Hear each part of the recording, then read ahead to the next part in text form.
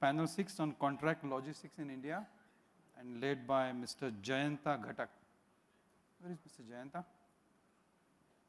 Nice meeting you, sir. Yeah, Mr. Jayanta currently heads the supply chain for Paid International. Is that the right way to pronounce? Paid International, Freemoney. Freemoney, guys. When you say free money, you like it. That's why we got Jayanta here speaking. India's first horizontal commerce platform is involved in strategizing and building the supply chain from scratch, including building alliances and ecosystem.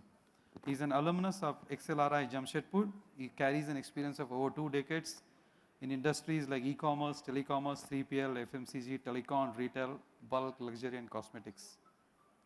Over to you, sir. I will introduce your panel in no specific order. Mr. Pawan Chandra, Vice President, Supply Chain at Pidilite. Thank you so much, Mr. Pawan. Take your space, yeah.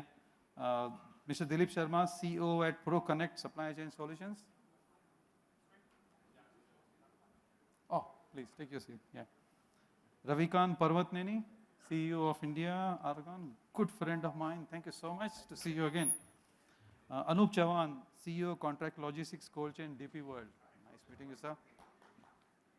Mr. Mohandas, Menon, Stellar Value Chain. Stellar, yeah, thank you so much. And Dr. Ashvini, Jakhar, founder at Prozo. Thank you so much for your support, sir. Jayanta ji, your panel is exactly 1 hour. It includes your introduction as well as Q&A. Over to you. Yeah. So I've been listening to various speakers out here, taking in their inputs, trying to see what the industry has been doing, and trying to soak it in all, to discuss finally in terms of, what the industry is doing and what, when you outsource, what happens to those activities, what happens to those use cases, what happens to those, requirements or the demands that come up.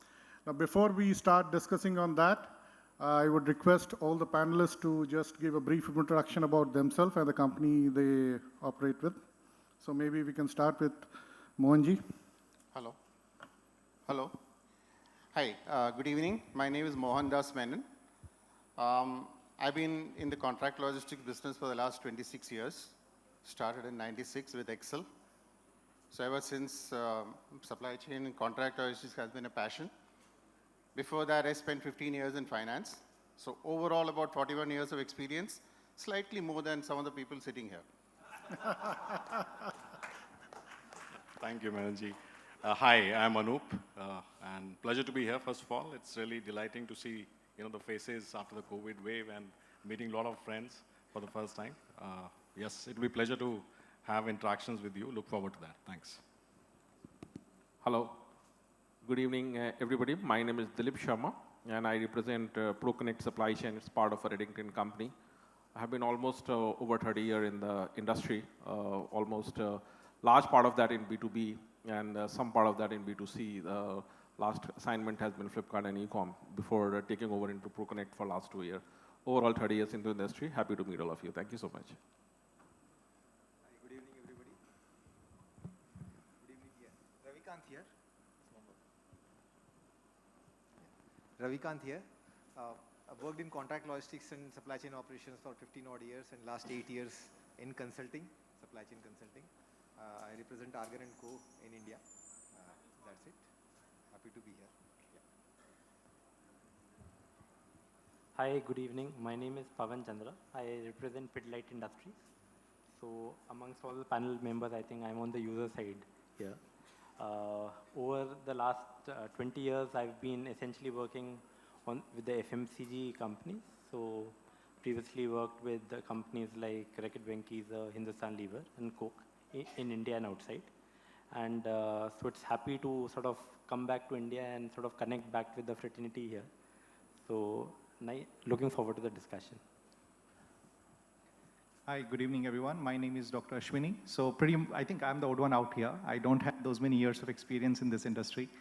I think my journey has been from a medical doctor to a supply chain doctor. I'm an ex-naval officer, a medical doctor. I know very little about supply chain, not as much as these gentlemen know, but I'll try to do my best. And I'm the founder and CEO at Prozo. We are democratizing access to enterprise class, future-ready supply chains. We're a tech-first company. We are a 3PL company. We're not a 4PL company. So, and I think I look forward to share more about our experiences. Thank you. Thank you. I think it would be an absolute pleasure. It's actually an absolute pleasure for me to be in this august company of all these panelists and discuss the topic that we have. Now, we are talking about the competencies and approach required by the contract logistics players to support Industry 4.0. Now, the point here is, what is Industry 4.0? Now, this is more of a thought process which is perceived to be put in action by players who have already reached a certain level and go to the next level in terms of the smart technology levers that are available. I think what I could make out, in terms of the research that have been currently going on and the thought processes which have been put into practice is more about, till date, before I go into that, till date it has been more about the data remains the constant part. We have been hearing about the data part throughout the day. The data remains the constant part, but we have been analyzing this data and been taking decisions. The change here that is being talked about is more about the predictive abilities that the companies are going to have, the predictive abilities that the contract logistics companies are going to have. In predicting the scenarios that are going to be there, what are the comparative abilities that they bring in? What are the organization configuration and organization capabilities that they build in is something that the Industry 4.0 is probably going to look into. Now, when you look into that, it talks about, again, as I said, data becomes the center part of it. It is talking about smart sensors which are collecting those data, which are helping you to predict those data, analyze it, giving inputs into decision-making and actionable items. Now, in this context, where does logistics come into the picture? Obviously, when you look at any kind of technological advancement or automation that we're talking about, you're looking at efficiency of production systems and so on. So obviously, the logistics has an impact. We all know that it has a great impact of it in this, because technology today is embedded into the logistics supply chain, logistics systems, whether it is within the user company or outside. I have been, we heard about a lot of, to give you one small example of how this is going to mold in the future days, we were talking about, I think most of the panels talked about the quick commerce and the 10-minute deliveries, etc. It may seem like a fad where people have cracked the code, but there is a lot of science behind it. That how is that 10-minute delivery actually been done? It is about understanding the demography of that location where your store is going to be, what is the population out there, what kind of income bandwidth those companies, those individuals have, what is the routes that are available, what is the radius that a particular guy needs to cover. He should not be breaching the speed limit. There is a notion that we have that, jaan pe khel ke pahunchata hai. It's not that case. There is a lot of science which goes behind that. But it is not only the delivery science, it is also about the science which happens at the fulfillment center. And that's where currently the predictive part is not there to a great extent, but it is going to be. So today when you have been using a Swiggy or a Zepto or a Blinkit, you would see that moment you have used it for 5-6 times, they are already telling you, these are the products that you have been using, they have the data. So every time that you use it, first day of the month or the 7th day of the month or the 30th day of the month or the 15th day of the month, that is where they are predicting your behavioral patterns. And they are designing their fulfillment centers based on that. They know exactly that if 10 minutes delivery is being promised, there is a 7-minute delivery timeline to actually go and deliver. So what is left with them? 3 minutes to pick, pack, and hand over the shipment, and it can move out. Is it possible? Yes, it is possible, and they're making it possible. Of course, 10 minutes delivery, if you actually see that moments you add 5 items into it, the 10 minutes become 15 minutes, which is logical, because he has to pick 5 items and then pack it and give it to hand over to the shipment guy, and then he moves it. But if it is one, he can do it. He knows exactly where it is. He picks it up, and he looks at, if it is a fast-moving item, it just comes across, and he hands it over to the shipping guy and gets it delivered. So that's the kind of predictive part, this is currently, as I said, this is only a small bit of it. That's the evolution that Industry 4.0 is looking at. One more aspect which has an impact on the cost that we had spoken about earlier. I mean, few years back, 6, 7 years back, there was a company which came into the picture, which is called, named by Rivigo. Now, they started something called driver relay service, which reduced the, time span from movement from one place to another drastically. Irrespective of whatever is happening to that company currently, it remains a fact, and I have been a user of that. From Delhi to Calcutta, it takes normally 72 hours. They were reaching in 36 hours. Now, that's something what a driver relay service is talking about. Keeping our road infrastructure and traffic conditions, etc. aside, there is the new evolution of driverless vehicles. So just imagine, driverless vehicles non-stop reaching a particular place. Your timeline is reduced further. Your entire value chain across the board changes. So anyway, without taking much more time, this is the context that we will have the discussion where we will be looking into the user perspective of it and also how the contract logistics players are gearing up to meet those challenges. So my first question goes to Pawan out here. The aspect of data, when turned into actionable intelligence and ultimately actions, whether it is an autonomous, semi-autonomous, or a human actions, is a key to smart supply chain management for logistics. Now the question is, as an user or a provider or an enabler of logistics services, it is important to decide on the right level of autonomy and intelligence to make it more efficient, effective, connected, and yet remain flexible. So Pawan, if you may give your thoughts from the user perspective.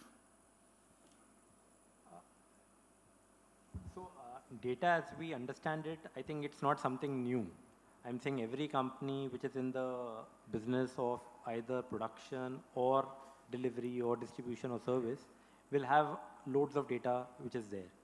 Now, the shift which has happened is that erstwhile, when the industry, say about 20 years back in our space, was when companies were doing the logistics service, whether it is the warehousing or the transportation part, on their own or through small service providers. That shift happened when companies said, we want to focus on our core business. Let's get 3PL partners who would invest in new technologies, new ways of working, upskilling, and who can provide better efficiencies than possibly I can do. Now, better efficiencies can be in terms of either cost of service, either it could be in terms of the service experience per se, or it could be in terms of flexibility, because all consumer industries have a very skewed cycle during the year, and therefore to invest ahead for capital investment through the year may not make sense. Now, where the data part comes over here is that companies in our space, the 3PLs who have really used data and analytics, they have been able to come to the user side and say, we have these capabilities.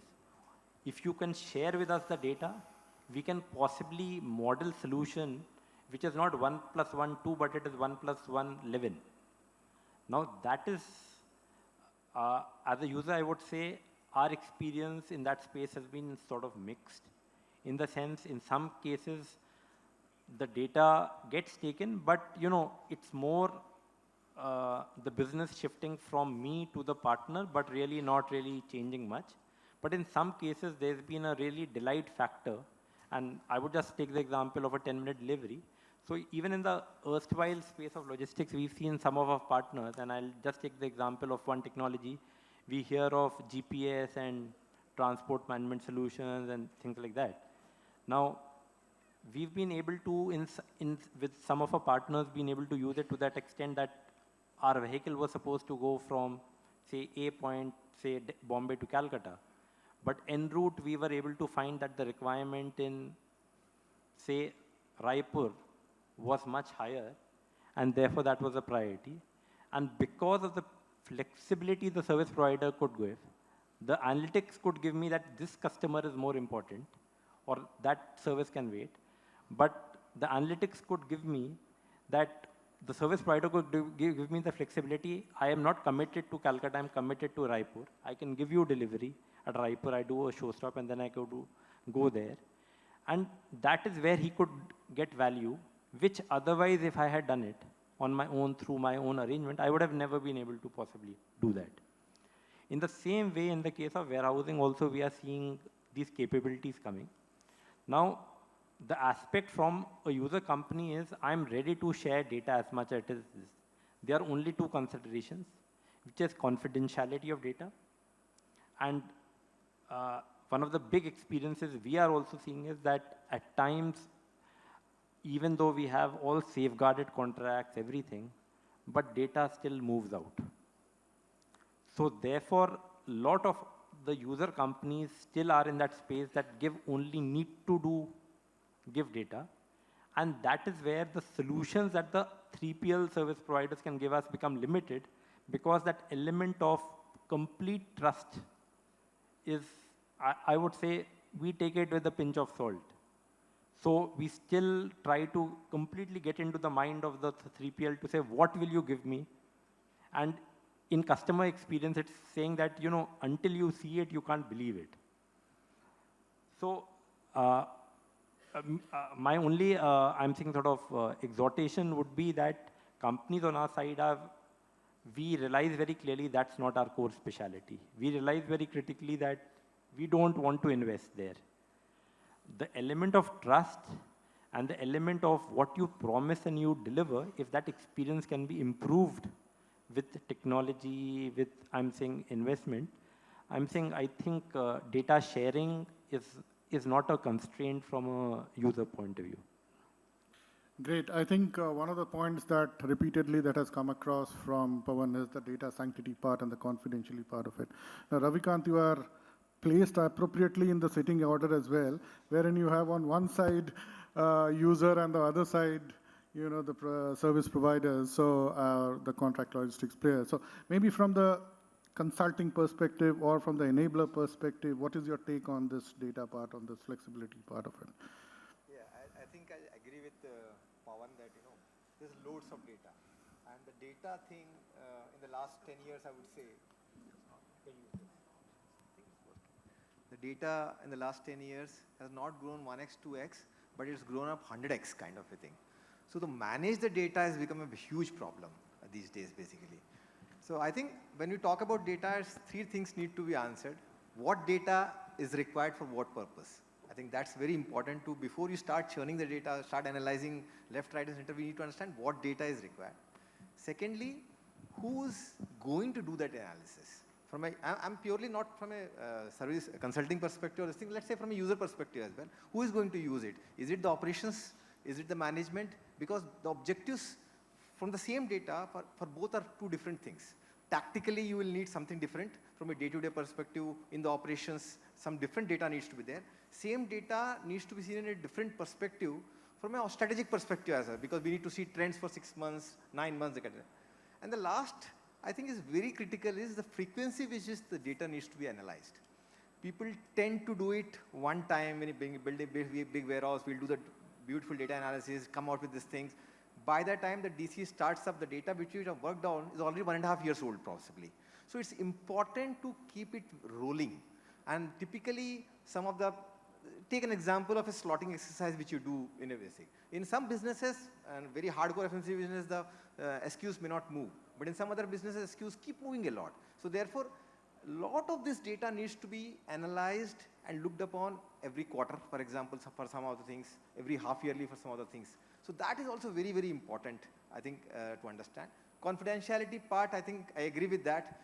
Same clients, sometimes when a 3PL asks for that data to do a solutioning, might not share full data, but as consultants, when we go, at times we get that data. Because again, there's a level of trust, this thing. But I think that's something to do with the supply chain maturity in our country. I believe that over the next 5 years, we'll be there where, you don't have to fight and do a 10-page agreement just for the NDA to kind of get that data. And it will get more democratized, I believe that. And because without that, even the clients cannot expect a 3PL to come up with a great solution. because it will be like a copybook template only at the end of the day. You can't do much without, if you don't have, and the second thing is, and the last thing I would say is, why do you need this data? One of the examples, it's very, very difficult when you do analysis in the system to give specific outcomes out of specific field. ये field क्यों चाहिए? ये field क्यों चाहिए? It's very difficult to tell क्यों चाहिए, because typically the data analysis is a discovery thing. When you're doing at least solutioning part of it, you discover some of the things, discover some of the trends. So you want to check everything and then go and see, okay, these are some of the things which I found out. Let's see, can we build a solution for that? Something like that. Yeah, I think that's what I will end, and we'll see. What Yeah, fair enough, fair enough. I think both of you have touched upon why and how this data is going to be mined, used, and the demand is getting created for the services to be provided. Now, I would request Dilip to, take this up and inform us, that once the demand is created at the user end and they have decided to outsource that, how does the contract logistics players are kicking up in their service offering to stand out from the crowd, so that when a user would like to have float an RFQ, there would be 5-6 people, participating in that.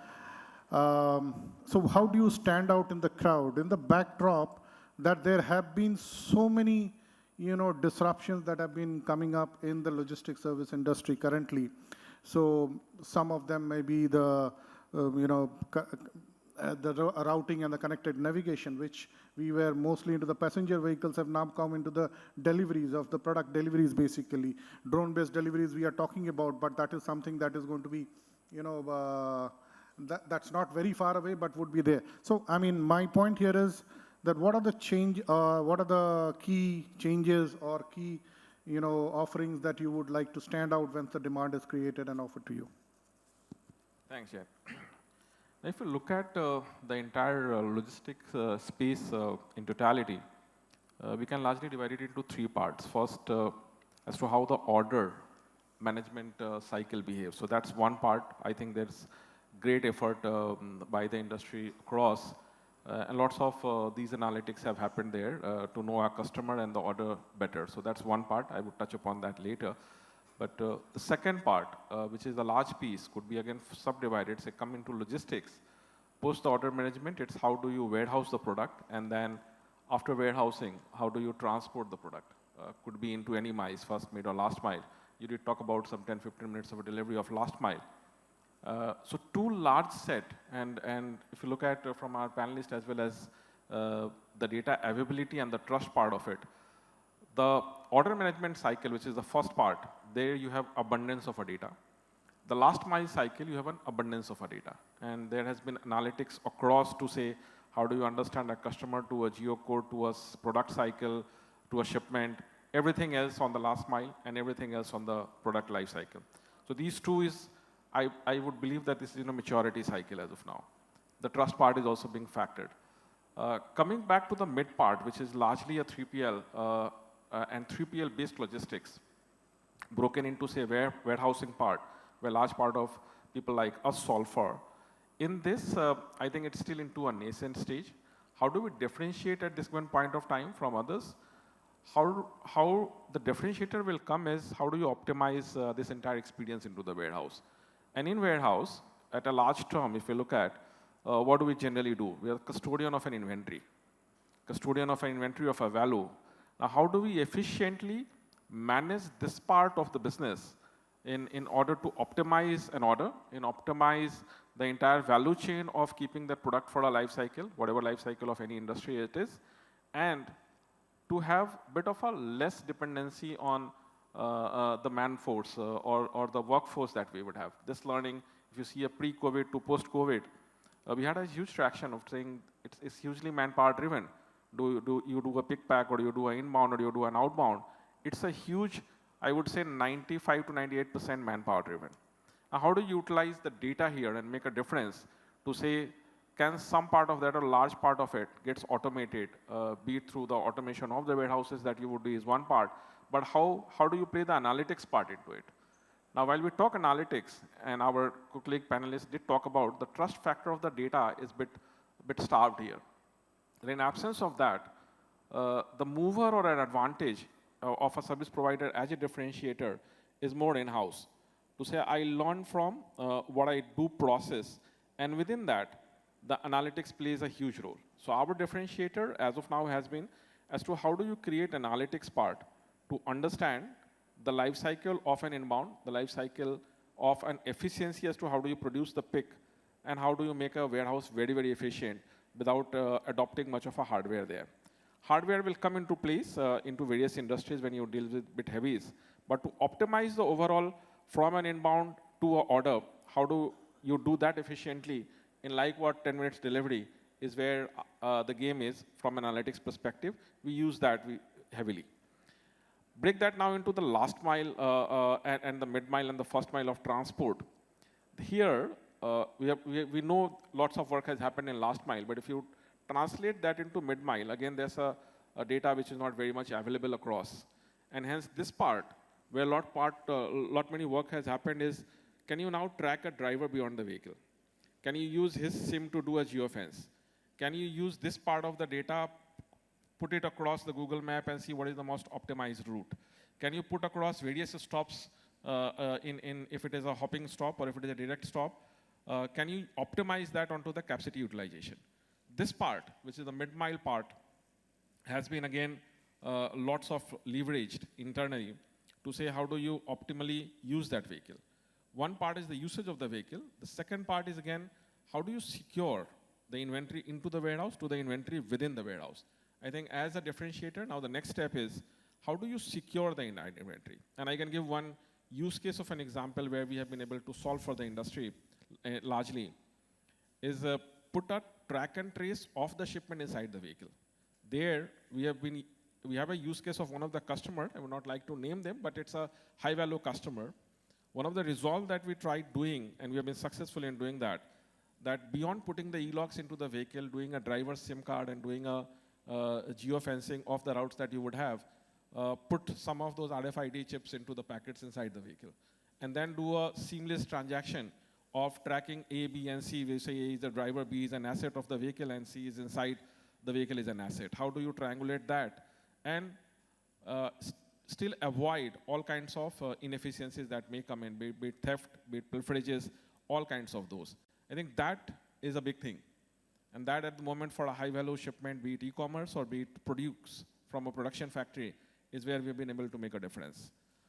Coming back onto the last mile, I believe all of us know that enough and more, right? From 10 minutes delivery to knowing as to where the customer is, to defining as to what his office or home address is, to optimizing the supply chain of an individual delivery, be it of Amazon, Flipkart, or anybody, to say, okay, this address, how much can you optimize of that asset? So at the end, before I finish it off, all the three segments put together, the analytics and the use cases, how do you sweat the asset more to your profit? I'm happy to share we are one of the most profitable company in this segment as of now by use of this. Thank you, Dilip. Thank you. I think Dilip touched about very rightly few aspects. Jayanta, if I may add few cents here before you move on to the next panelist. It's very interesting thoughts on the data side of it. And if I were to just deep dive I'll take a customer view. I have a passion for sales as a founder. I interact with a lot of my customers, get onto a lot of sales calls. At a very, very ground level, there are 4 or 5 key intents with which you would be or sir would be outsourcing his supply chain as a owner of the business or a custodian of the supply chain of the business. You either want to reduce your cost, you want to deliver faster, you want to increase your top line by doing some interventions, fast fulfillment, you want to just in general professionalize your supply chain, you want to make your supply chain more resilient. Now, whatever is that core intent by that brand or a prospect, I think data gives us a lot of insights to first say that yes, we can deliver what you are seeking. A very objective answer, a data-backed answer to say, yes, we can deliver what you are seeking. I think in our conversations, what I have seen is once we are able to do that, that establishes the primary degree of trust. They say, yes, these guys get it.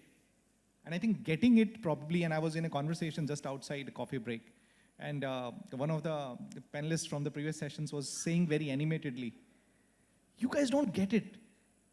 Dhanda samjho, mujhe kya chahiye? Don't give me gyan. I'll do this, I'll do this. My core proposition is, can you ensure continuity of my business when I hand over my supply chain to you? That is 80% of my problem on day zero. You do that first. After that, I'm with you for all your innovation. I'll do network designs with you. I'll do, automations for you. Whatever you want, right? I'll talk about it. But right now, I think you get that. I think that's one key thing that we always use data to establish that, yes, we can achieve your primary intent of change. The second very interesting thing that we do use data, and that has helped us get a lot of wins in the market. We currently acquire one client every third day. So that's a rate we are at. Is basically going very detailed and granular, saying how I'm going to stock your products. I think, as I said, data tells us, right? If I can tell you that this is how I'm going to stock your products, I'm going to pick your products. What's going to be my picking algorithm? How I'm going to process your orders, right? I think at every level, if you can go granular and bring out those insights, and I'm restricting myself to within warehouse right now, just in the interest of time. I think that has also allowed us to generate a lot of trust, and clients feel happy that, yes, you are making the good use of data. We understand looking at how double deep you can go, how you want to stack it, what will go into LSS, what will go into hybrid, what will go as SPR, what you'll take into SAR, what within SAR you will split into X number of bins. And just the positioning, fast moving SKUs, how will you handle? These things look very basic. I think many of you guys will be thinking, why these basic things we're talking in a panel? But for the supply chain leader who's on the other side, he's looking for these basics. He's professionalizing, or she's professionalizing that supply chain. If we don't get these basics, whatever we may talk very big about innovation, that particular supply chain leader is not going to buy anything else. So I think for us, at least the use of the data is to establish that primary intent and say that we can do it. Second is to really show depth that, yes, we understand your business. And the third is to establish a from-to journey, saying this is your current state today. This is how you stack. This is the space that you use. These are the tats that you have. These are the people that you're deploying. Because tomorrow, 6 months down the line, I can say, I've done magic to your business. The person will say, sorry, sir, I can't see the magic. Where is your magic? So it's very important when you're dealing with a professional company on the other side to establish as a state, saying this is the base state, let's agree to it, and you benchmark our performance against that state. And I think when we do that exercise, it also builds more degree of trust, saying these guys, again, get it. So I think these are the three levers that have really worked for us. Just wanted to share. Thank you. Thank you, Dr. Ashvini. So coming to you only, obviously the data and the analytics part has been discussed in detail at this point of time. Now, one of the key things in the last 2 years, again, that we have seen in the earlier panels also being discussed is the pandemic. The pandemic has given the omni-channel and the multi-channel revolution a massive thrust.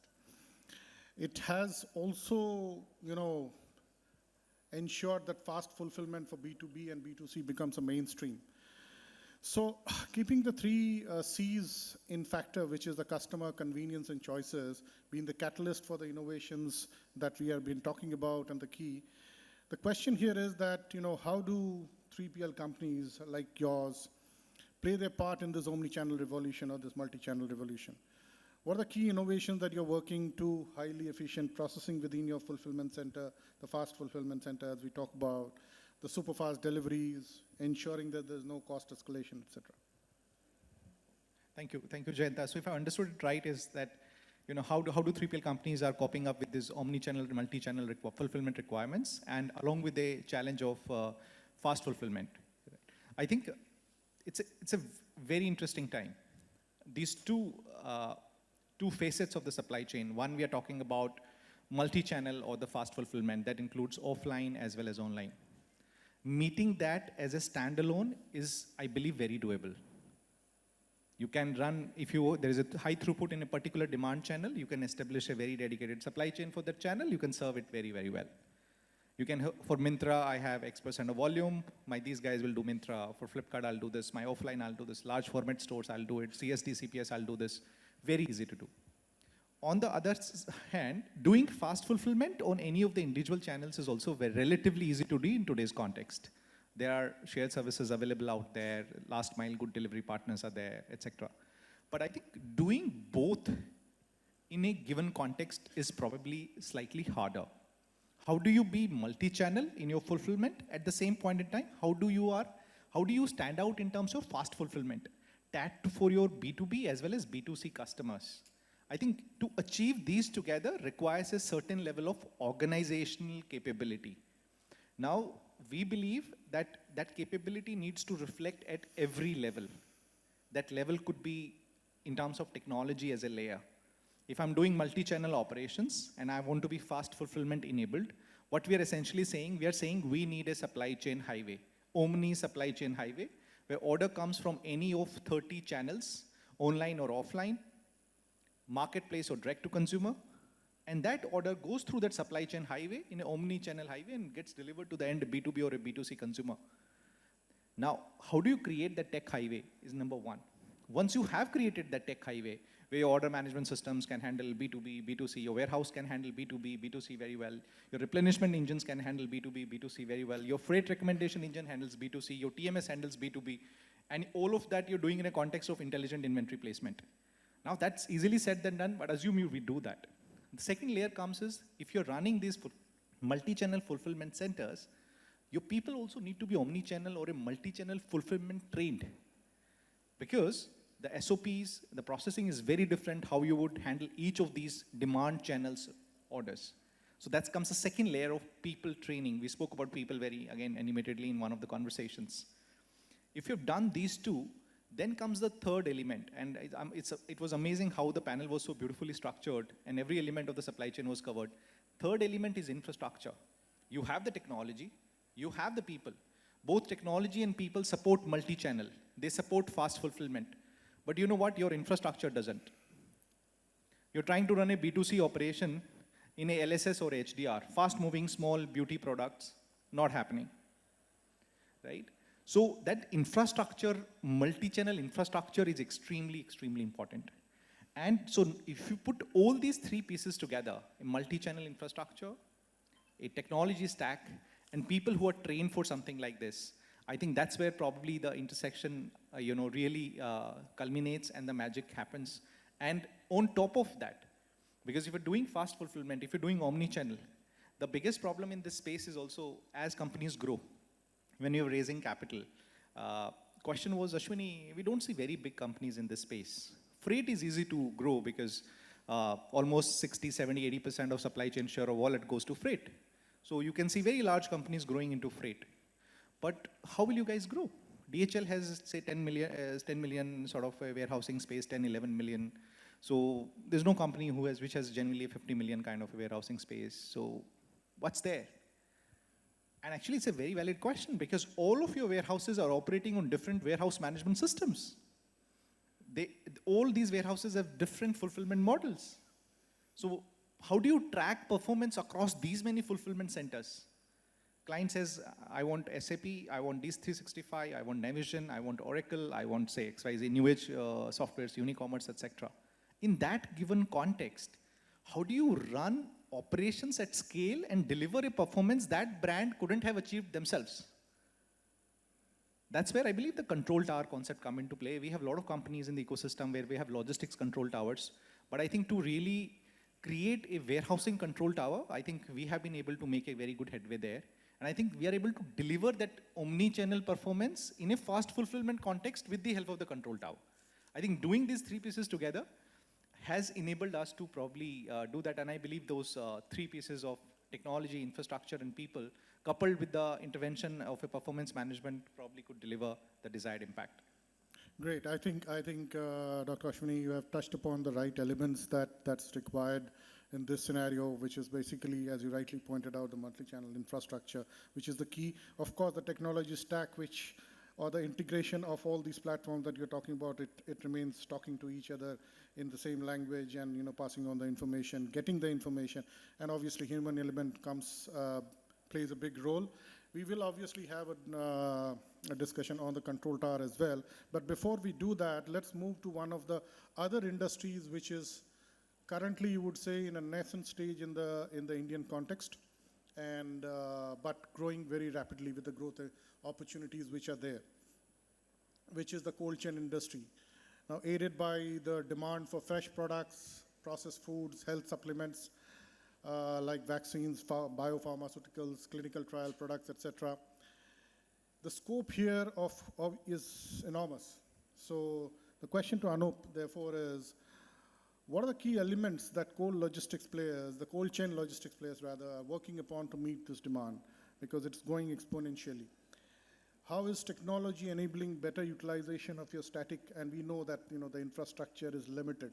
Better infrastructure, the utilization of the static and mobile infrastructure. What are the changes that you're bringing into the packaging, maybe, let's say, innovation in packaging? Your thoughts on this? Thanks. So I'll try to keep it brief because of the paucity of the time. I think the answers would be relevant for the cold chain as well as, ambient contract logistics scenarios. So I think from where the discussion started when Pawan was talking about, it is the customer's customer which has to be kept at the helm of the thought process. So are we inclined to look at that gesture? And are we considering the customer's customers? That is really important. Now, what is really important in cold chain is the freshness of the product. So when you're getting a licious product, is it absolutely fresh? In how many hours from the picking, cutting, packing, it has been delivered to you? Now that really defines the speed. And that is where I think the data science really comes. That do we know in what cluster, what demands is available? And we as a service providers, what is that we are giving back to our customers? I think that was the key thought process which is really important. So I think that is really evolving and rightly touched upon the omni-channel. Omni-channel will touch all the aspects and all the service providers, not one. Because correctly said, there could be warehouses which could be managed by A person, it could be managed by, in the other region by B person. There could be different WMS systems, TMS systems. Are they linked with the customer? And when it is going to be linked with the customer, there was a point that, what about the security? What about the sanity or safety of the data? I think that trust level is really evolving, but I'll just give you a quick, before I come back on the cold chain. I'm taking you 20 years back. We're talking about JIT systems, which is coming in Maruti. And there was a classy example. We were managing in-plant warehousing solutions for one of the ancillary supplier. And we realized the moment Maruti said that I will not hold any inventory in my warehouses, there was a major rush on all the vendors. Because there was no data science, Maruti was always holding the inventories. Now they have to hold the inventories, and they realized that it will be a cost to them. And imagine there were inventories which were held for 12 months. That means Maruti was holding those inventories. Right. Now it is getting parked to the vendors. Now vendor is worried because it will be a cost to him. Without getting the payment, he'll be holding the inventories. So the other element apart from the customer comes is the cost. I think that is really important. And I think on the cold chain also, if you see, the scalability is not there. So my friend touched about that, on the contract logistics side, how big warehouses we have, do we have the compliant warehouses, what are the height of the warehouse, what is the strength of the floor. This is exactly same what is relevant for the cold chain also. So if we are talking about the contract logistics ambient, it could be a 5,000 pallet position of a cost that could be required. In the cold chain, it could be as high as 18,000 pallet position of a cost. But for the customer, is customer ready to pay that cost to you? And I think that is where Pawan was also coming, that how you can help me use the data and the science that I've been giving to you and give it back to me in form of flexibility, optimization, solutioning. So I'll just leave 3 thoughts. I think we are really evolving. Collaboration is really important. All the service providers will have to see at different stages how they can collaborate, because that is what the customer is looking at end of the day. And the other point is compliances, because when you're talking about cold chain, compliances is something which is very, very critical, or even in the ambient temperature warehouses, that cannot be, the guard cannot be lowered down. And third, which is a very important element, is technology. So at DP World, we are developing a system which is called cargos.com, and all our businesses, so whether it is terminal, ports, CFS, warehousing, transportation, everything is under process of assimilations. So we are working on it, but just giving you a thought. So that is the type of works which the service providers need to do. And there could be service providers who cannot do it. I'm saying we should collaborate and try to create that omni-channel environment for the customers and give it to the customers what the customer is looking.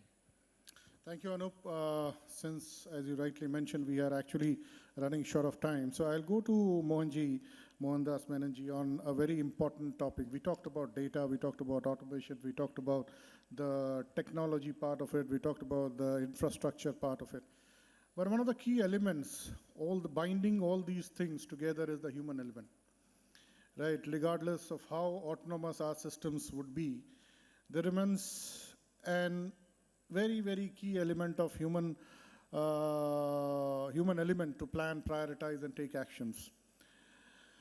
So, keeping that context in mind, also we are talking about Industry 4.0. We are talking about, I think, Dr. Ashvini and one of my other panelists also touched upon that the human element, the right human element or the right training for those part are also critical. The upskilling part is very, very critical.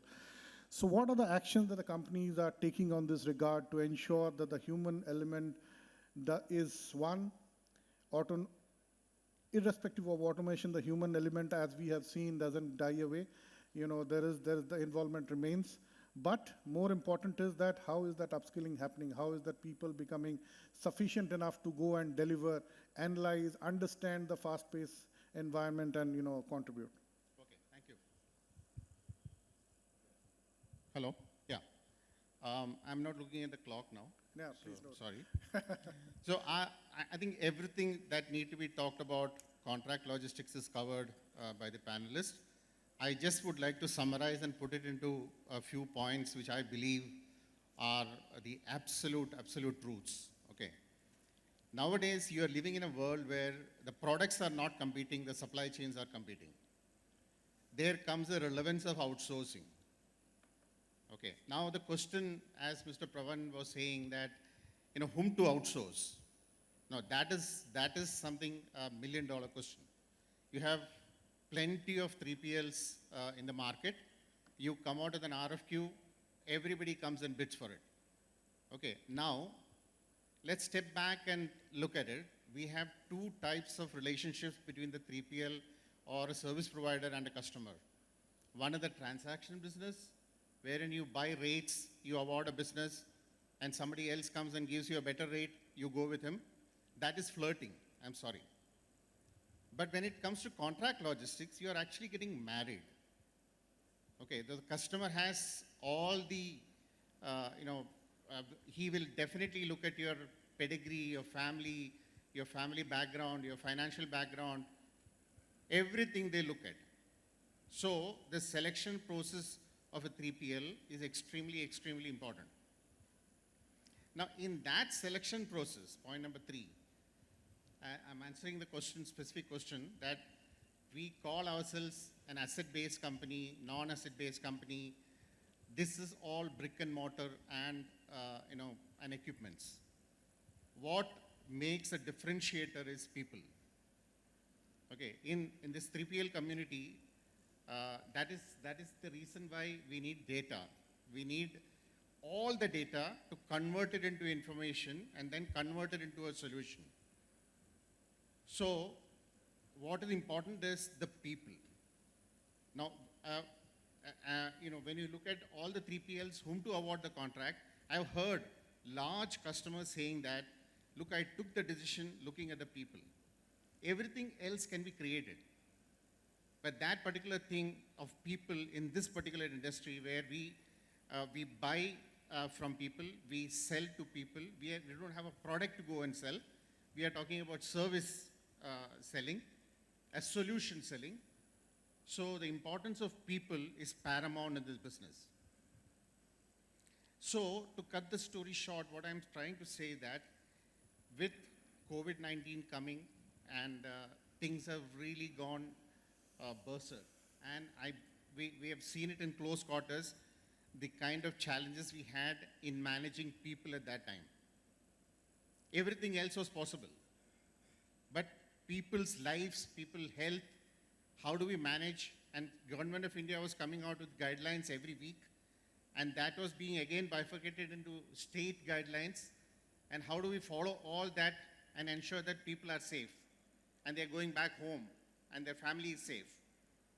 This is something which has changed the whole perspective of how 3PLs are run. So going forward, as a risk mitigation, as we all talk about resilience, supply chains need to be resilient.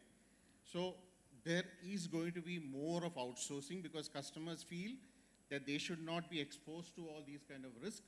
So going forward, I'm answering one more question, saying that going forward, there will be more of outsourcing, and the 3PL's credibility is depending on what data is given to them and their ability to convert that into a solution and go and execute it. And I just wanted to conclude by saying one more thing, that broadly when you look at supply chain, it involves buying, making, and delivering. Broadly. Let's not get into much of a detail. And in between, there is move and store at various stages. Now, that is exactly what the 3PL community does. This move and store. Okay, we can call it primary transportation, we can call it whatever we want, hub and spoke, whatever we say, this is what we do.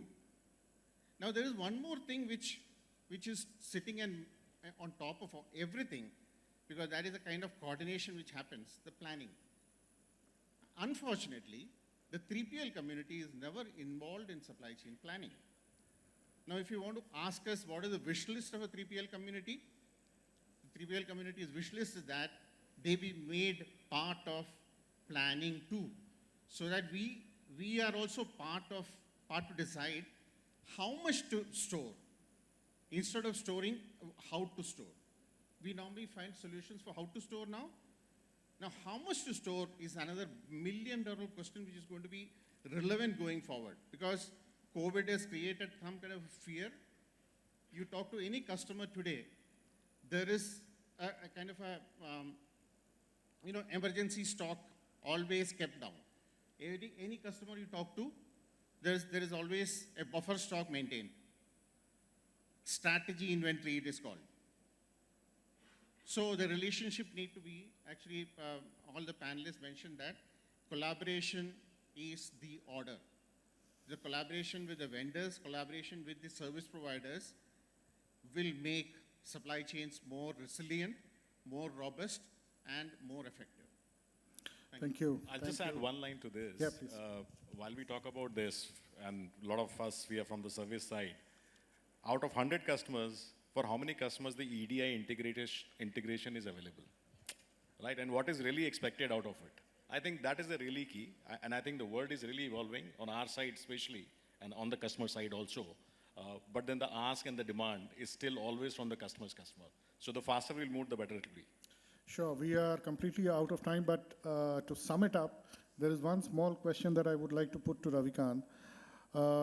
We talked about data, we talked about the infrastructure, we talked about the technology, we now talked about the people part of it.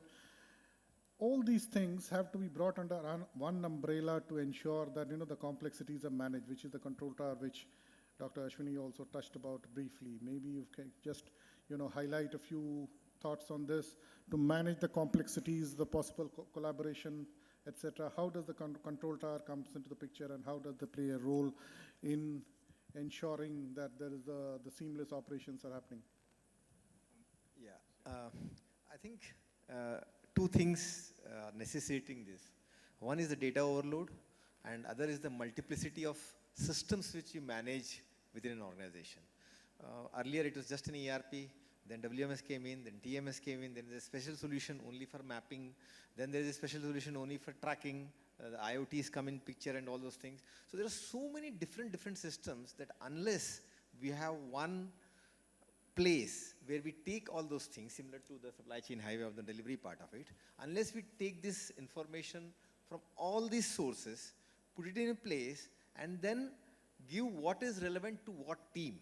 Some things could be relevant to operations, something to the planning team, something to the, from a strategic perspective to the management. All these things come from the same set of data, but need to be mined differently, need to be seen differently. I think that is what is Control Tower all about. And people can use simple BI, Power BI dashboards also to kind of work around with that. And it's important that all the data required comes to a single place and then gets to where it's required, in what form it's required. I think that's where I would say. Yeah. Fair enough. I think we have run completely out of time, so we now open the forum for questions if there are any, and then we can wrap it up. Any questions? Yes, there is one at the back, right there. Thank you. Just wait for the mic because you're a bit too far. Yeah. Thank you. So I know we talk a lot about outsourcing. It's easy to say, but it comes at the cost of control and visibility. And unless two partners trust each other, I think that's not going to work. And what I have seen personally, this is one trust element. I don't trust my partner. I'm not willing to share data. So what do you think? Again, it's just whatever your views. How can we handle this? Because in India, I have seen we have a problem that if I ask for data as if I'm giving my heart away. So I think that's the mindset what I have seen here. So what can be done to change this mindset? So if you may also address it to whom you want this question to I be think addressed. Mr. Ravikant may be the best person to. Okay. How do you gain trust? I think it's all back to the trust, right? I think, like I said, one is the supply chain maturity itself, right? I think over the next couple of years, 5 years time, I think we'll be more mature. So, for example, here we say, if I'm a 3PL, if I'm an FMCG customer, you cannot have another FMCG customer within the same shed. I think that's still a challenge. Why should that be a challenge, is what I would say. And I think in many people who have worked outside in US, UK, probably that's not a challenge still, a kind of thing. So it's all about our overall supply chain maturity, which brings to that, and trust. So Anoop touched upon the point of EDI. We all talk about 3PLs, wanting 3PLs to kind of, I'm biased towards 3PLs, though I'm a consultant, because I've been on the 3PL side as well earlier. So we wanting them to do more from what we want, but the basic thing of EDI, integration with the WMS, doesn't happen. Hardly, it's very, very rare to get bigger clients to integrate their ERP with a 3PL WMS. Slowly that's changing, but I think if again, it's a question of trust somewhere, IT policies come into picture, something controlled from Singapore, or this thing, I can't control that, a lot of things will be there, but integration will not happen. What does that happen? What does that do to your operations? You're punching there, you're punching here, or doing some mechanical transmission between this. So I think this trust needs to be developed, and somewhere this is to do with the supply chain maturity, and it will get developed, is what I believe. And there's a value which everybody sees, I think. The client sees that, 3PL sees that, everybody sees that. I would like to add here. If I can just add. That I have seen, when the telecom boom was happening years back, we have managed warehouses for Nokia, Ericsson, and Motorola under one roof, all competitors. Okay, till recently, a few years back, just before COVID or during COVID, we managed warehouses of Flipkart and Amazon under one roof. So it is not something, it is actually more perceived, because the 3PL itself needs credibility, because these are big customers we are talking about. So we also, the 3PL community also ensures that the data is safe and they don't play dirty. Thank you. Just 2-3 points like I'd like to add as a user is that I think the biggest way to get confidence is walk the talk. So it could sometimes happen, you may start with a bite size of business and then progressively develop. But again, it's like trust is one thing you build up over time, but you lose very quickly. And as a user, I can say that, like Mr. Mohandas shared, that we've also had experiences where we are working with the same vendor with with competitive information, but we are very, very sure the way the person works. But if a person comes to me and I'm saying the confidence is lost not on big things. Confidence is lost, like somebody said, I've gone to get business. The moment I've got to get business, and as a person, I will really push hard. Can you tell me what is the competitive benchmark? Am I better? Am I best? And between 3 people, you will know some person will say, boss, I'll get you the information. And he's ready to share you the information.